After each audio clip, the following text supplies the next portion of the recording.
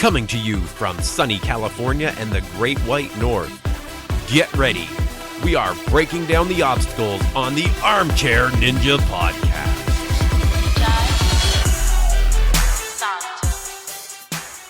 Hello, everyone. Welcome back to the Armchair Ninja Podcast. It is Thursday, September 5th, 2019.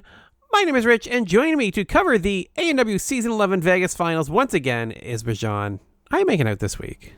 Not good, bro, but I'm sticking in there. It's weird. Last week I felt really sick. This week I am like twice as sick. People are supposed to feel better a week later. Yeah, I think that's a little long to be under the weather. You sound actually, to be honest, you sound a little worse this week for sure. Dude, I'm a hot mess. For everyone at home, Dayquil Severe is just keeping me running. Yeah, I don't know. I felt better for like 3-4 days, and then this weekend just hit and just punched me right in the gut, and I've been like just one leg in death's door ever since. But I'm struggling through. I'm chugging water, doing all the things that you're supposed to do. I'll be better in a few days. All right, well, feel better, man. Feel better. I hope everybody sends in some well wishes for Bijan. I don't get them through this tough time. I'm fine. Give the well wishes to Sean Bryan. Honestly, I mean that was brutal. Sorry to bring everyone down, but damn, bro, like that is the worst way to go out. I don't know about the worst way, but it's not good. It kind of sucks. Yeah.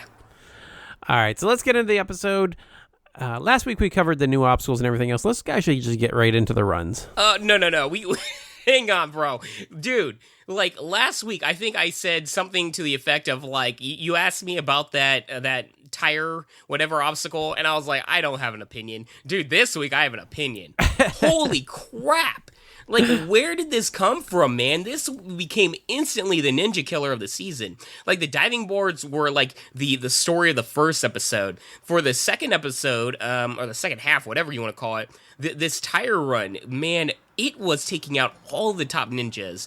And I don't know, I really didn't think much of their switch up in the placement, but one little modification that they made really made a huge difference. Yeah, I feel like they deliberately did that, right? They kind of shuffled the diving board fails into episode 1 and some tire run fails in episode 2. I don't even mind. I like having a new story this week instead of being more diving board. It worked. Dude, I love it because now, like, this whole episode, the first episode, I got nervous when people were going up to the diving boards, right? This episode, I got really nervous for the tire run. And then the story's already been told with the diving boards, so I got nervous with that too. I mean, there was a lot of drama throughout this episode. It starts with that freaking double dipper thing, and then it just continues with the ninja killer after ninja killer. I mean, stage 1 now, it is crazy hard. Yeah, I mean, you can't even overlook the second obstacle. That spin your wheels looks like it's ready to take out anybody at any time. Like, every ninja is, like, hitting the edge of that landing spot. Yeah, and at the very least, it's a major time killer. Yes. and strength sapper, right? Like, they're swinging and back and forth, back and forth, back and forth. Yeah, and the awkwardness of the swing really zaps your energy. All right, so taking a look at the runs themselves, though, we've got Caleb Bergstrom and his sister, Caitlin, the baby Bergies. Caleb is the one taking the course. He got the mega wall in the qualifying rounds. They're the first brother and sister in Vegas, which we were all excited for. Yeah, man, they still look like kids. It's weird. They're so close, like the entire family, but it's really quite endearing in the fact that, what are they? They're twins, right? Or something like that? I know they're brother and sister, but are they twins? I don't think they're twins. I feel like they would have went harder on that if they were twins, so they must be close in age. So they're just very close in age. But yeah, it's quite endearing seeing that, such a closeness with the siblings.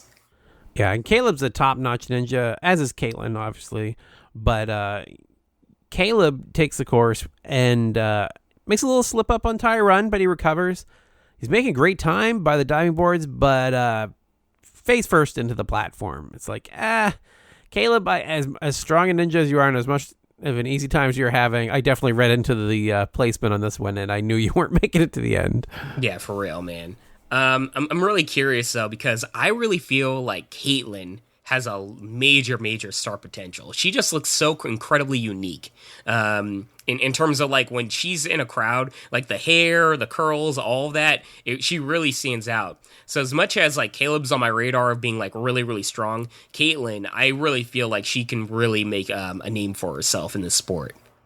Yeah, she was the top woman in, oh geez, I didn't write it down. LA qualifiers, was it? Wherever they ran, she was the... It wasn't LA, but yeah, it's one of those regions.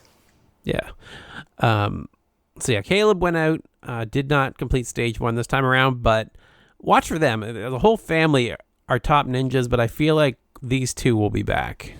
Oh yeah, definitely. And as you said, I mean, it's an entire family with a passion with the sport. So obviously they're getting training, and it's kind of like a communal vibe. I can't even imagine what it's like in that family. Like they just all wake up and start doing like, you know, like, I don't even know, like swings and a bunch of things. But yeah, I could see a lot from this family. It wouldn't be too hard to picture them not just playing it up for the camera. Like it's like, all right, everybody, it's jogging time, and they'll just get up and go, and it's just everybody's super excited and encouraging. Yeah. But next they're also up, happy. I'm sorry, I just realized, like, have you ever seen, like, I can't imagine what a fight would be like when they get angry, you know? They must be like the whole stereotypical Canadian thing, quote unquote, where it's like, I am just so upset at you right now. And they're just like smiling, like. Yeah, that's how we fight here, for sure. But next up on the course, we had Nick Hanson. Speaking of smiley and super nice ninjas, actually. According to my mom, my favorite ninja. So he's timed out 2 of the 3 times he's been on stage 1. And I got to tell you, Nick Hanson is a genius when it comes to ninja segments. I like him running on the ice to show off, you know, how he's going to pick up speed this year is just perfect. Like they couldn't have asked for more for the show. I mean, it's really, when it comes to like video segments, Nick Hanson and Grant McCartney really get it. And, you know, they're good friends. They know what the cameras need. Yeah, I don't know about this whole, I mean, I wasn't there, but he's saying something to what he said, I have to jump 12 feet gaps between some of these ice blocks. Is that possible? I don't know if that's possible. But hey, I'm not there. What do I know? But yeah, dude, that is super dangerous. And hey, if he could do it, props to him. Yeah, he also decided to double down and brought some Akutac. This, dude. I think do they call it Alaskan ice cream or Eskimo ice cream? God knows what they call it. It's Eskimo ice cream, but it had fish in it and blueberries, and there was something else that was disgusting in it. Yeah, bear fat. How did you leave out the bear fat? That was the one. Yeah, that I was looking at those ingredients. I'm like, oh heck no, that sounds awful. Yeah, but that's the thing, man. Yeah. Hey, I'll wait until the very end of this recap. But man, we got to talk about the hosts, you know, recapping their review of this. It was amazing. Right. So Nick on the course, he's looking pretty good. The wheel on tire run was spinning, but he did make it through. He had a decent time getting to the diving boards. Fell on the diving boards, but managed to recover. Like took a hard spill, but didn't go into the water. Was able to climb back up and move on, though, and then fell in the transition to the cargo net. He wasn't able to compete stage 1 this year. I thought he had it. Dude, the story never ends. I mean, it's brutal. But at least this one, it wasn't so much of him, like, getting tired and, like, failing. I mean, just unfortunate circumstances happened, and he was able to save himself. But I feel for the guy. It's got to be brutal, like coming so close every single year. Yeah. But so, after, sorry, go ahead. What is the he going to say? The most perfect moment of the entire episode, Rich. I hope you can get a audio recap of this, but it was something to the effect. Oh, damn it! Hang on, I gotta look it up. Matt said something to the effect of, that was everything we expected, unlike what we saw on the course or something. No, it's it's as hard to stomach as his run. Something to like that. Oh, that sounds closer, yeah. Yeah, it was so beautiful, and I'm like, I love you, Matt Eisman. Never change. All right. Next up, we had Taylor Amann, fitness model and Team Ninja Warrior champion that we were really looking forward to seeing how she would do this year when we saw her hit the qualifiers. Were you surprised that they never highlighted the Team Ninja Warrior thing? They did earlier. I'm surprised they didn't this time around. They have mentioned it. Yeah, I don't know, man. Maybe I'm biased, but I perceive that as a far, like, if somebody were to say Team Ninja Warrior champion, that really perks me up. But maybe that's just me. I don't know. But yeah, Taylor, she's so strong, and she was looking so incredibly, like, great in terms of her versatility in this entire season that I was really stoked to see what she could do. Her placement made me a little nervous, but I was still curious. I thought she'd have a chance. She has everything there to go all the way, so to speak.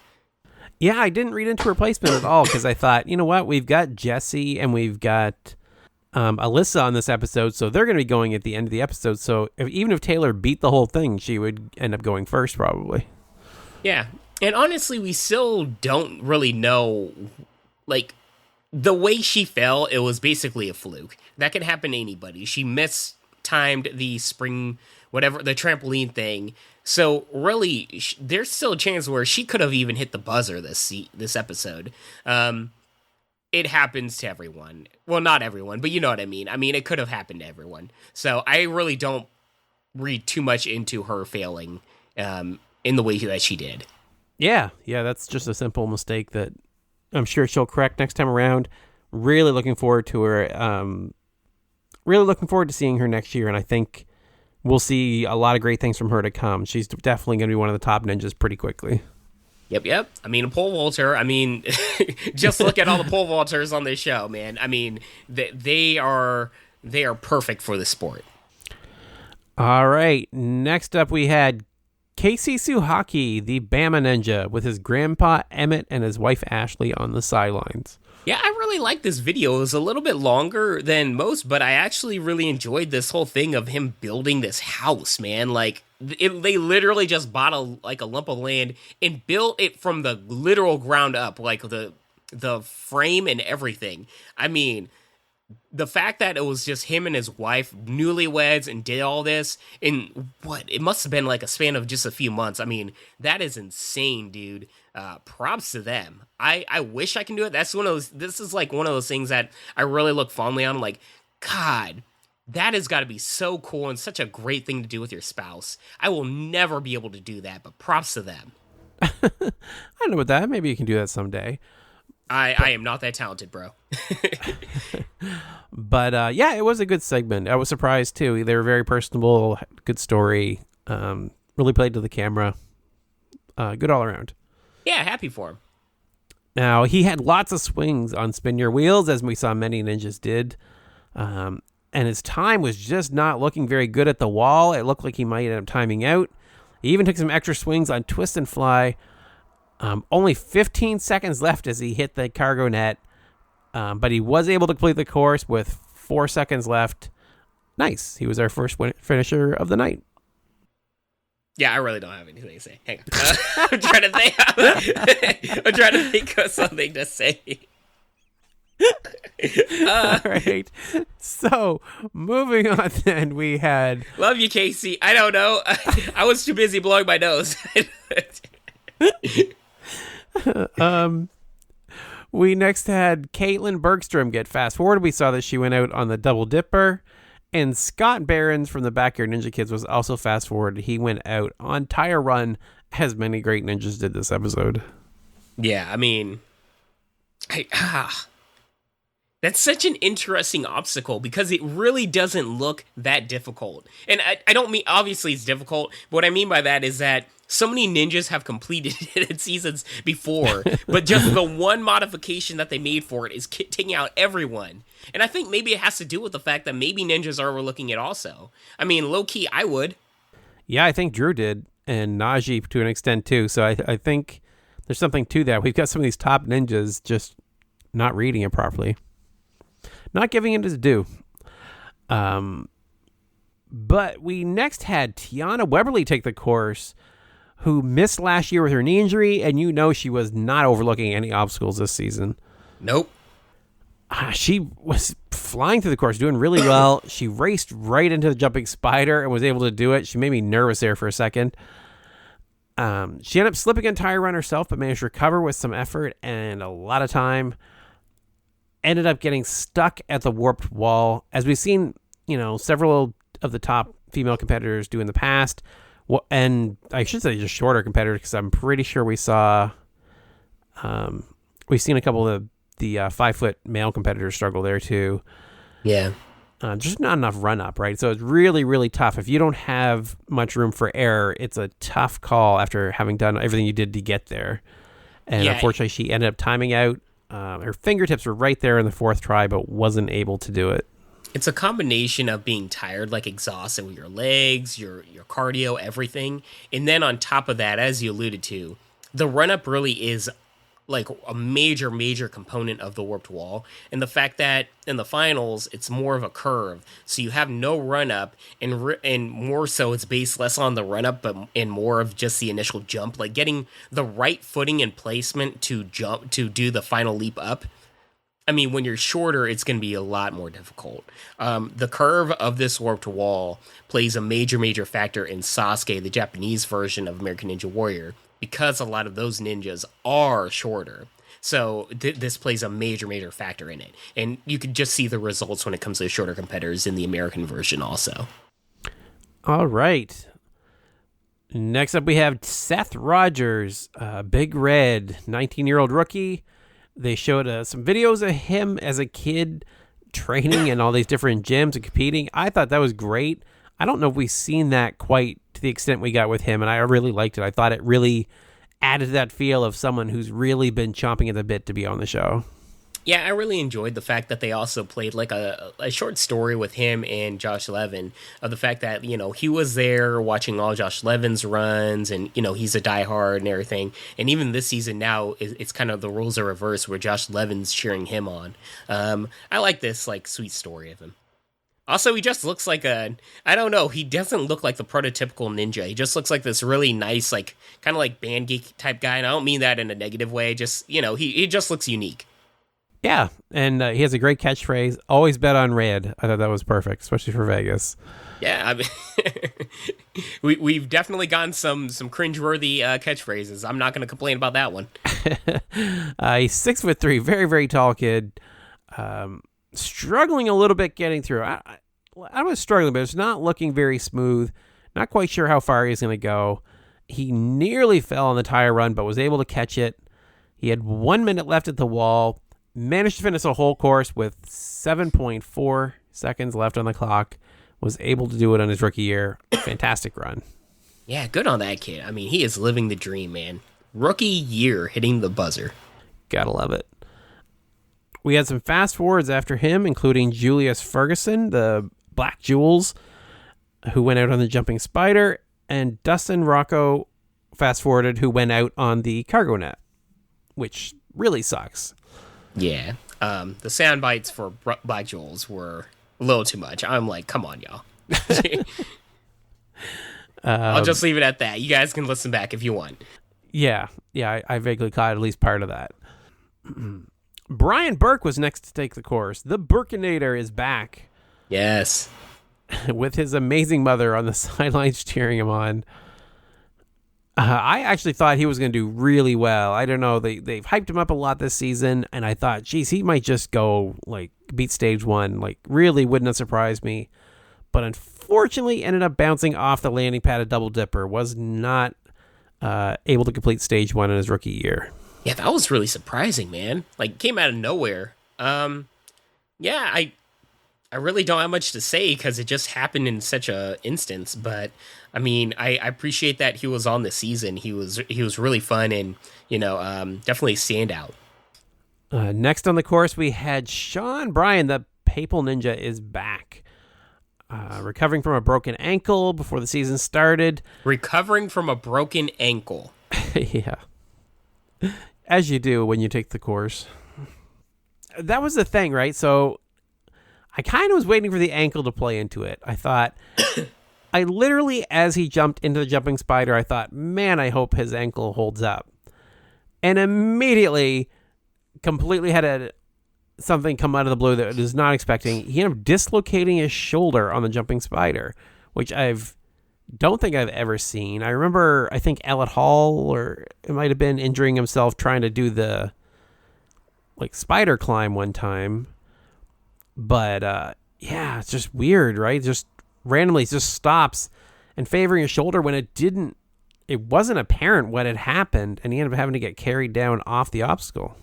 I mean, freak accidents can happen in any situation, and it's often the most basic type of movements that you do can just really damage your body, and it's very unfortunate, but I'm glad at the very least, and this might sound weird, but he was smart enough to just call it quits while he did. And what I mean by that is a dislocated shoulder. My best friend, during a baseball game, dislocated his shoulder and popped it back in, and he did this 3 times. And to this day, he's still dealing with the effects of that, and the fact that his shoulder can just pop out basically out of nowhere. The more you just pop it back in and out of place, it gets, I guess, looser. I don't really know the science behind it. I'm sure other people do. But he was smart. He knew something was wrong, and he got out of there immediately. It's so much better to just heal up completely and go at it again. It's so unfortunate that this is the way it happened, because Sean Bryan has looked so incredibly strong this year, especially during that All-Star special and everything, man. I mean, low-key, I was like, man, if he's fully healthy, this guy can go all the way. He might be my top pick at this point. So, yeah, at this point, hey, Sean Bryan, take your time. Get completely healed 100%. We're going to see you again. And it sucks this is the way it went out, but I'm glad he played the smart card. Yeah, he has nothing to prove. Hitting stage 3 the last 2 years. I think stage 1's okay for this year. We expect to see great things from him again next year. Yeah. But next up, we had Karsten Williams, the big cat, takes the course, who I cannot believe has fallen 5 different obstacles in the last 5 years, taking him out of stage 1. Yeah, how did we not know? I was completely shocked by this. I'm like, I have been sleeping on this dude. I had no idea that he's been on ANW for 5 years straight. I had no idea that he's been to stage 1 5 times and has fallen on stage 1 5 times. I was like, it's obviously not his rookie year or anything. I'm not saying that, but dude, 5 times, had no idea. See, I would have guessed the 5 times, but I also would have bet money that he was on stage 2 at some point. I really cannot believe he hasn't been. Yeah, that's shocking because he's so damn good on Team Ninja Warrior. There are ninjas that just excel so much when it comes to the speed component of Ninja Warrior, and then ninjas that excel in the completely different threshold when it comes to not a slower pace, but A&W proper with maybe harder obstacles. I don't even know how to describe it. But yeah, man, shocking. In particular because his strong suit is more of the transitional obstacles. Yeah, stage 1 plays to his strengths, if anything. He came very close with the miss. When they said it was 5 different obstacles, all I was looking at was the obstacles that he wouldn't have touched before. I'm like, tire run. Oh, God, he hasn't gone out here before. Yep. Oh, no, the diving boards. What is he going to make through the diving boards? But he did it. He was low on the cargo net, but he had lots of time and was able to beat stage 1 for the first time. Yeah, really happy for him. The diving boards were scaring the heck out of me, man, because he's a taller dude. But diving boards actually played to his... I guess diving boards might... I want to say it might be easier for a tall person because you get bigger strides, but I'm not going to be that dumb and naive. I mean, those diving boards are insanely hard for anybody.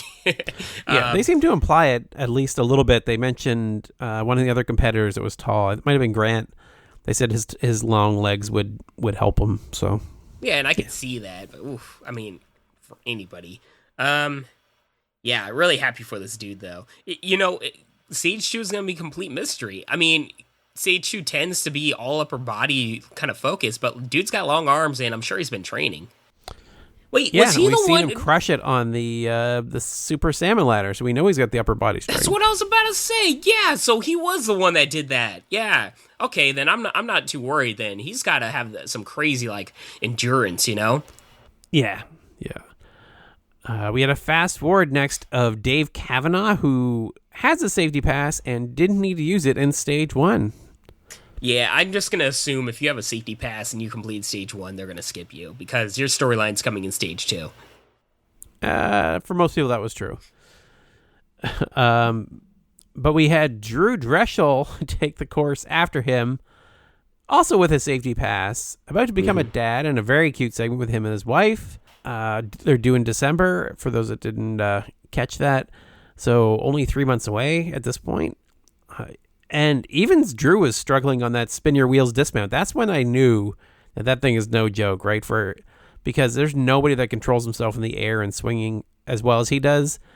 And he was even having trouble lining that one up. Yeah, 100%, man. That second obstacle is brutal. It messes up everyone. The awkwardness of it. I'm sure a lot of these ninjas are like, this is not the way I want to go out, so I'm going to take my time, be careful. But it kind of gets you nervous as like a viewer, right? I mean, the Jessie Graff part later on, I was like, get off there! Yeah, for Drew, though, this run was really shocking for me. And this is what's really good about American Ninja Warrior, because it can get everyone. And I guess this is kind of a crappy thing to say, but this is probably the best thing that could happen in terms of like a show's perspective for really showing how important the safety pass is for everyone. If there's one person on this entire show where you'd say, oh, that person doesn't need a safety pass, it would be Drew Drechsel. And yet, here we are, he falls on the stage 1 in this freak accident. In any other season, it would be like the Joe Morosky thing, where he'd be like, oh my god, he fell on stage 1. I so wanted to see what he's capable of doing. Well, now we have the safety pass, and, we get to see him go further. In terms of like the show and the importance of the safety pass, it couldn't have worked out more perfectly. I know it's a crappy thing to say, but I hope you guys understand what I mean by that. Yeah, having Drew and Flip, two extremely high up there fan favorites, take advantage of that. I mean, it shows its value pretty quickly. So yeah, as you alluded, he fell on a tire run. He just totally underestimated that tire. He landed on the big tire, and it spun out from under his foot, and he just missed it. It looked like there was as many falls as we had doing that. We came awfully close on about 3 or 4 other ones as well. Yeah. Like, I don't know if balance is the right terminology for this obstacle, but, a lot of the ninjas have a really hard time with balance obstacles or whatever that is. And I really like the fact that it just low-key implements that different portion into this obstacle. You have to do a dismount and then land it perfectly and deal with the whole fact of something spinning underneath you while you're trying to do a transition to another bar. And really, it's that transitional jump that's the issue, because hey, it's really easy to jump from a stationary object, but what if that thing is spinning from underneath you? Not easy. Particular for shorter competitors. I'm not going to do that whole thing where, shorter competitors are at a disadvantage, blah, blah, blah. Whatever. It's not a trampoline. I'm not going to complain, but I really feel for competitors that are 5 feet. That's got to be hard. All right, and somewhat related to that, we had Allyssa Beird take the course next, who fell on Archer Alley last year after having a stage 1 completion a couple years ago. Oh, I forgot about that. That's brutal. Yeah. She was looking very solid, though, through tire run, but slowed way, way down. She just put on the brakes when she had tire run. I was like, oh, no, she's going to time out. But little did I know she would actually end up falling on tire run. It just rolled backwards and forwards, and it just threw her off like a bunking bronco. You're so Canadian. Yeah, dude, I really didn't mind too much of her slowing down when it came to the tire run. I'm like, take your time, whatever makes you feel most comfortable, But man, that tire got her, bro. And that was, look, when you see that thing in slow motion, nobody could have saved that. It spun the other way from, basically she ran too hard forward, and then once it hit that stopping point, it just completely spun the other way from underneath her. And there's just no saving it. You can't even catch yourself in the situation like that, in the way you're falling. So, I feel for her. It's frustrating, but I mean, Allyssa Beird. I almost said the wrong person. Allyssa Beird, she's got one of the most positive, attitudes. So I'm glad at least she takes it in stride. All right. Speaking of positive attitudes and a great a great positive mindset, we had Chad Flexington take the course next. Yes. I think I'm spoiled by the guy from last week. Who's the wrestler's name? Sensei. Sensei comes with like all the, you know, the gimmicks involved, you know, like the belt and the manager and everything like this. So it's not right to compare Sensei to Chad Flexington, but I'm like, all right, Flexington, let's see what you got. This guy doesn't have all that. So in a way, it's endearing of the fact that he does it all by himself. But yeah, I gotta say, I was a little spoiled by Sensei. Yeah, I'm like, where's the Sensei? Yeah, I feel like he got upstaged a little bit. I think he does everything he can do, but like you said, he's missing footage of him in the ring and stuff. He doesn't have like any other season. Even this season, he still was great, but just upstaged a little bit. Yeah, that said, I mean, I still really enjoyed his segment. It was still over the top, fun. I had fun. Yeah, I liked him talking trash on Midoriyama, which we've seen people kind of do, but it comes better from a wrestler. It makes even more sense. Unfortunately, I really thought he was going to go further this year. He ended up falling short on the double dipper. Wasn't able to make it deeper into the course. I mean, I don't know, man. When it comes to ninjas like these, they're kind of like a clean slate for me. I'm just, you know, waiting to see how far they're going to get. Fair enough. We had some fast forwards next. We had Joe Moravsky, who was able to finish stage 1 this year. Good for him. Glad to see he's started training Ninja a little harder. You know, he's really bringing it this year. Oh yeah, you know, he's such a lazy lazy guy on the off season. No, year but after for real, year, we just see him falling, and it's so depressing to think that this guy, you know, if he really just put the work in, I feel like he could do so much better. Oh yeah. I'm curious to see if he's going to be the last man standing this season, or if he wins. I don't know. But it's interesting. He was skipped this like fast forwarded.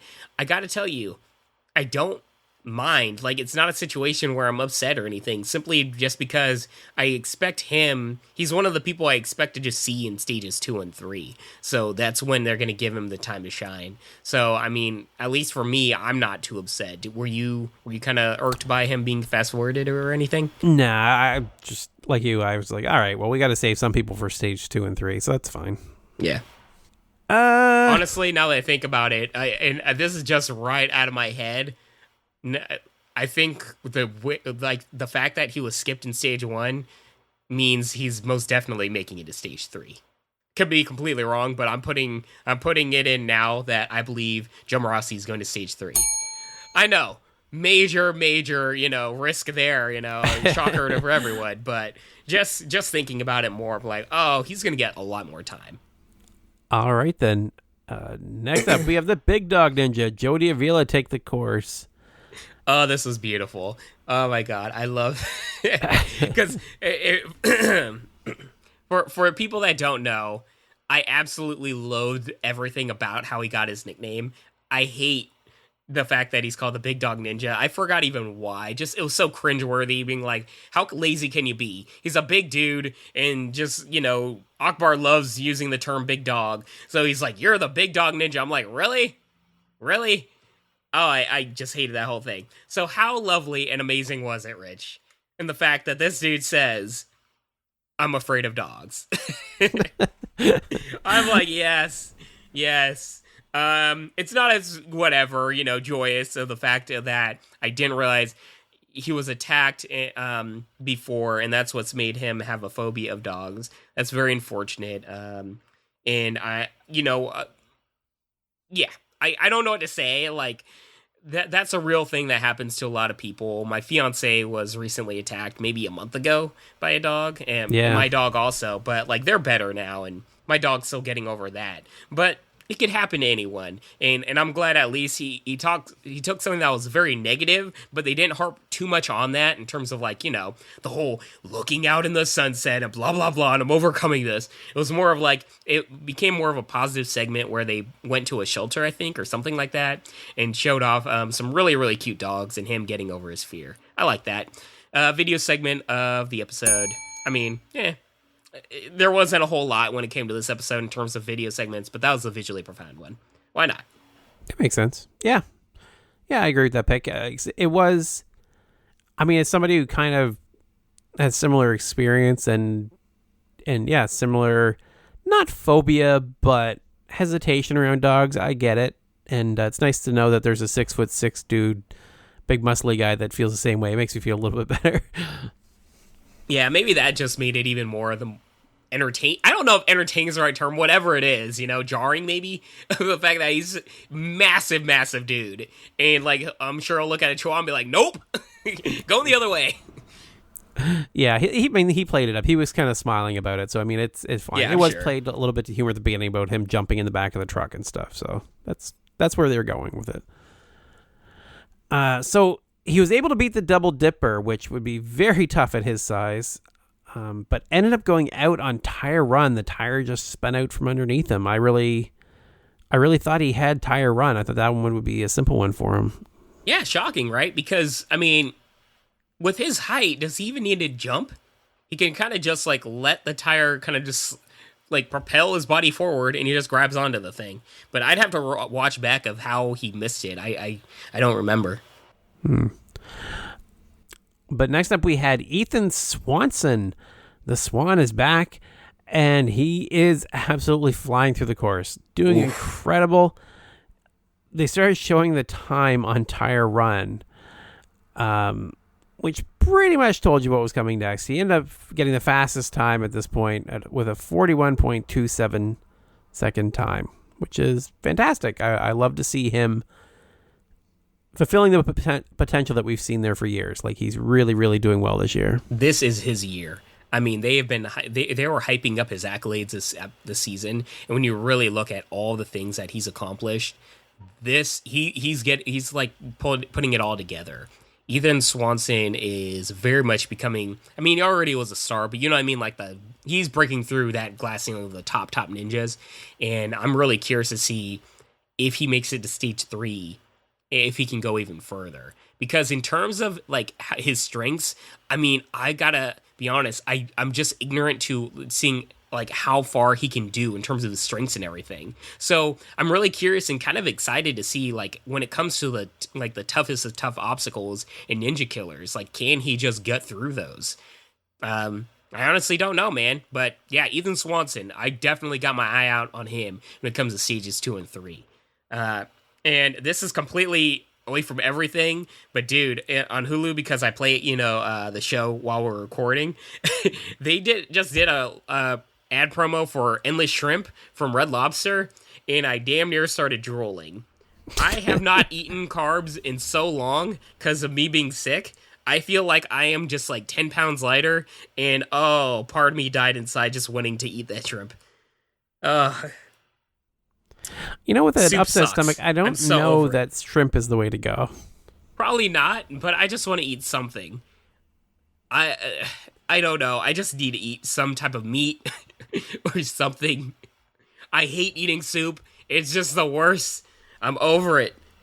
So you don't approach it the same way I do? I always say, feed a fever, feed a cold, feed a flu, feed an itch. Feed a what? Feed everything. Just anything. Food always makes it better. Like, I don't know why that is, but it just seems to work that way. Just feed it with whatever? Just feed it, yeah. Well, I tell my fiance, she's a registered dietitian. She doesn't play that. She's like, no, you're going to eat grapes and apples and soup and whatever else, and I'm just crying. I'm like, give me something. Give me some of your substance. I'm dying here. She's probably right, to be honest.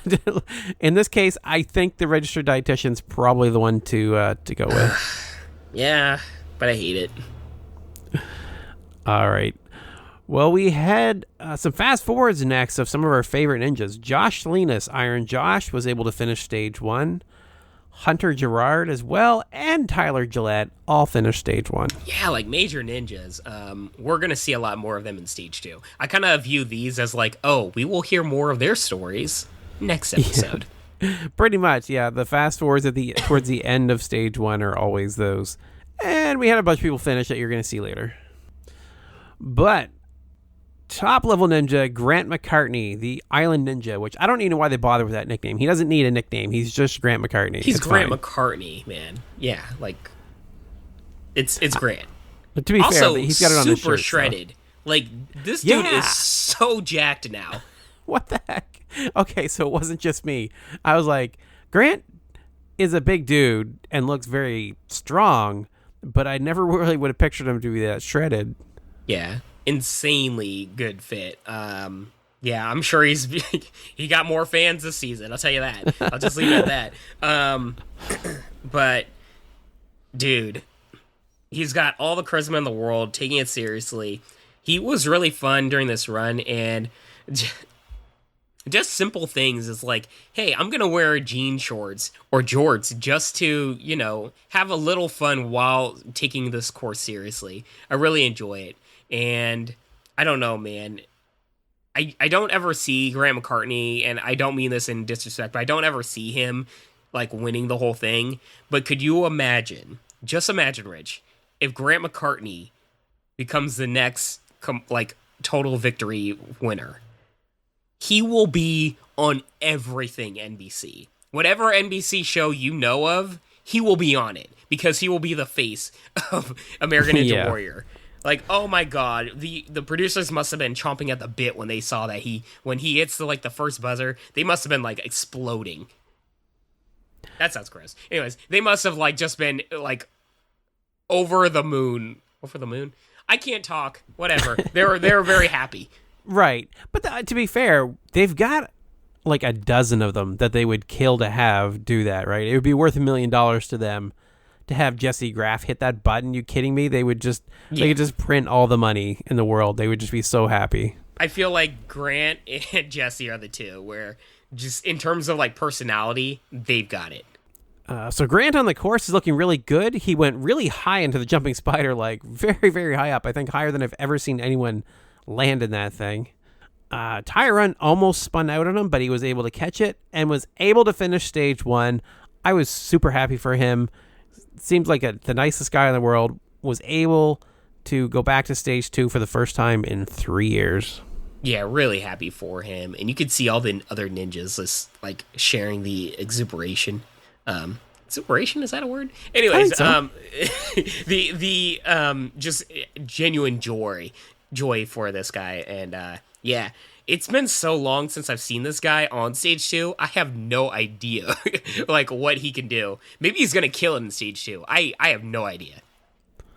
I have a feeling we've seen him fail on the salmon ladder, because I thought that was part of the story. He failed on the salmon ladder in city finals, and then I could be wrong.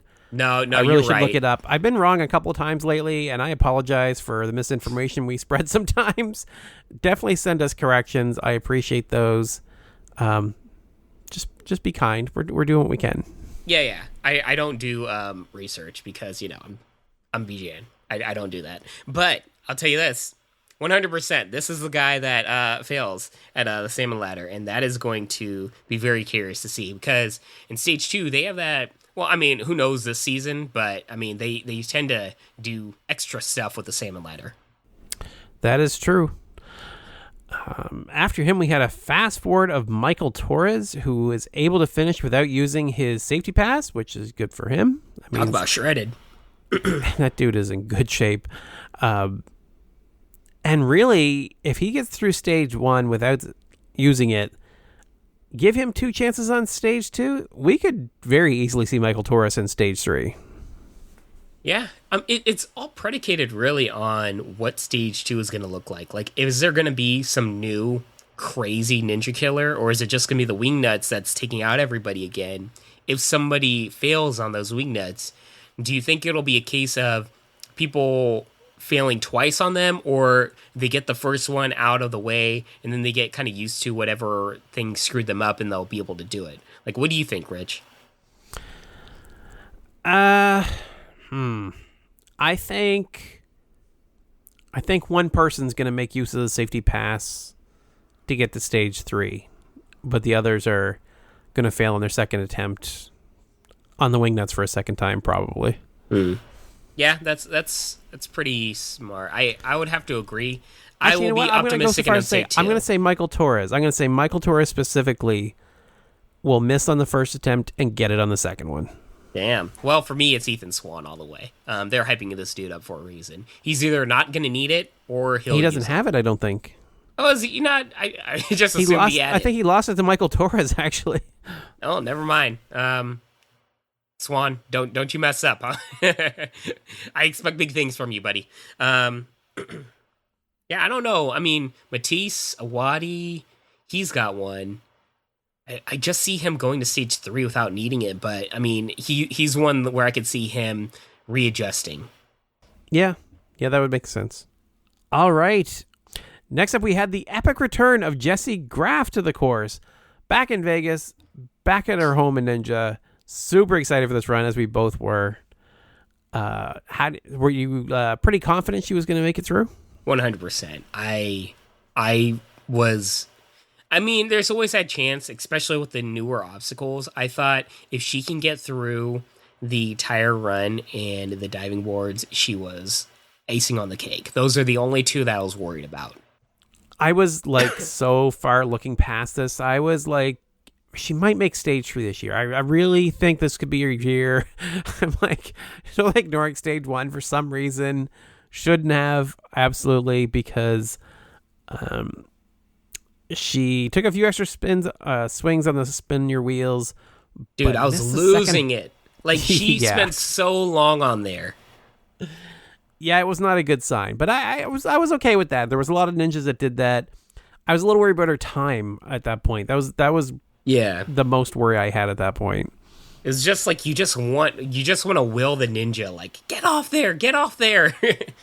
But she missed the second bar and double dipper and ended up falling. So she tried to catch switch grip on the transition and just missed with her right hand completely. Yeah, so unfortunate. Kind of like Amann, just a freak accident. Just I don't even know what to say. She just missed it with her right arm. I hate that this is the way Jessie Graff goes out, but I don't know. It's Rich. What would you prefer to see? Her completely give it her all and just like time out, like, you know, on or fail on an obstacle that she just couldn't do, or something like this where we didn't get to see what she's capable of? I mean, I just don't want her to fall at all, but well, yeah, I'm good with either one. This one is pretty typical of like Joe's fail last year. It doesn't feel like she couldn't do it. It was just a slip up, which happens to everybody. Yeah. I prefer this over her falling at the cargo net. That was painful. Cargo net's painful, but for me, I would always prefer to see a ninja fail at something they just didn't have whatever energy or whatever for. I hate it when a ninja fails in a transition where you just didn't get to see what they're capable of. And I'm sure all the viewers at home must hate it also. Particular second obstacle, transition obstacles involving crayons. It's just very unfortunate. It is. That was one of the most devastating falls I've ever seen in Ninja Warrior history, actually. Yeah, but let's not relate that to Jessie Graff.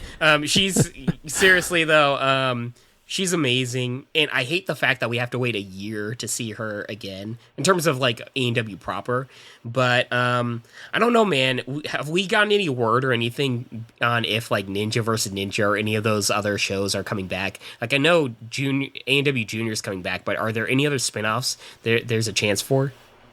I haven't heard of other ones. Just ANW Junior, which just I think completed filming last month. Yeah, for season 2. Yeah, season 2 of ANW Junior, which for those that were not with us in the off season, tune into ANW Junior. It is the ninja show you did not know you needed. It is amazing. So good. It is so insanely good. And trust me, I am the biggest cynic of everyone. I went in like, all right, let's see this. Oh my God, is it good? It was, I don't even know what to say, Rich. Like, we praised it for like months on end. It was shocking. Every episode, it just never stopped being so entertaining. So yeah, it makes no sense. It really makes no sense on why that show is as good as it is, but we'll take it. It was a joy to cover. Yeah, far better than any other obstacle course show. Like, I'd put it up there with, like, when you think of, what is that, Spartan Ultimate Challenge and all the other crappy spin-offs, like, this show is so better than all of those. I put it not up there with ANW proper, but I would put it right up there with all the ANW spin-off propers, like Ninja vs. Ninja, Team Ninja Warrior, I don't know, maybe on the level of Ultimate Beastmaster, because I feel like Rich and I are more high up on Ultimate Beastmaster than most, but I love that show also. Yeah, I'd put it up there. Sorry, side thing, but I really like that show. Yeah, I would put it tied with Ultimate Beastmaster and probably above all the other Ninja vs. Ninja, Team Ninja versions that we had. I really think it was fantastic. Yeah, it's really good stuff. But back to what we were actually talking about here, Drew Drechsel retaking the course. You could just see how annoyed and upset he was, like, on there. He's like, I can't believe I had to use the damn, like, safety pass. I can't. I'm struggling to think of the family-friendly version of what I'm thinking right now. But let's just say he took it out on the course in a way. Let's just say that he almost like had a disdain for the course. Like, yeah, I'll do it. Here, fine. Here's your stage one. Let's just go on. He went through some of these obstacles. Like, he was just disgusted by them. Like, all right, let's just get this over with. Like, the way he did the jumping spider. It was a sight to behold, to say the least.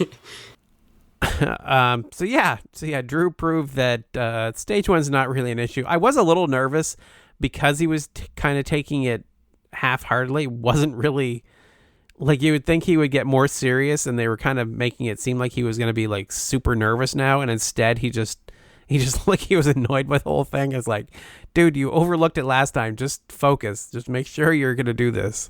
Yeah, I mean, he at least focused, or took one part seriously. Like, that transition that he fell on before, you know what? I literally just watched it. He didn't take it seriously. Oh, well, no, I don't know. He kind of just, like, jumped and landed and immediately jumped. I guess he didn't have to take it seriously because he actually did it perfectly the second round go. Yeah, so I guess that's all I can say.